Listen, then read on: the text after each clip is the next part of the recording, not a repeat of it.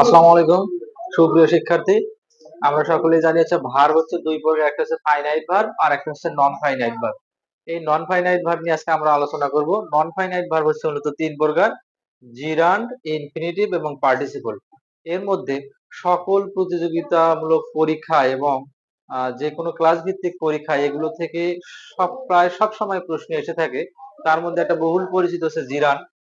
ভার্বের সঙ্গে যখন আইএনজি যুক্ত হয়ে সেটা নাউনের কাজ করে তখন তাকে আমরা জিরান্ড বলি। যেমন walking is good for health, হাঁটা স্বাস্থ্যের জন্য ভালো। নরমালি ওয়াক মানে হচ্ছে হাঁটা, এটা একটা ভার্ব, কিন্তু এই ভার্বের সাথে আইএনজি যুক্ত হয়ে এখানে আর এটা ভার্ব না, এটা নাউনের কাজ করতেছে, সেই জন্য এটার নাম হয়ে গেছে জিরান্ড। আর একটা ইম্পর্টেন্ট টপিক, সেটা হচ্ছে ইনফিনিটিভ।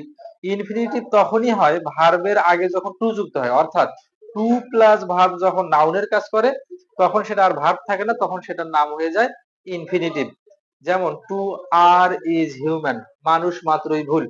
এখানে আর ভুল করা, তার সামনে টু যুক্ত হয়ে এটা নাউনের কাজ করতেছে, সুতরাং এটাকে আমরা ইনফিনিটিভ বলবো। আরেকটা জিনিস মনে রাখতে হবে যে জিরান্ড এবং ইনফিনিটিভের পরে সব সময় ভার্বের প্রেজেন্ট ফর্ম বসে। এই যে এখানেও ইজ বসেছে, এখানেও ইজ বসেছে। আমরা অন্য একদিন পার্টিসিপল নিয়ে আলোচনা করব। সে পর্যন্ত সবাই সুস্থ থাকবেন। আসসালামু আলাইকুম।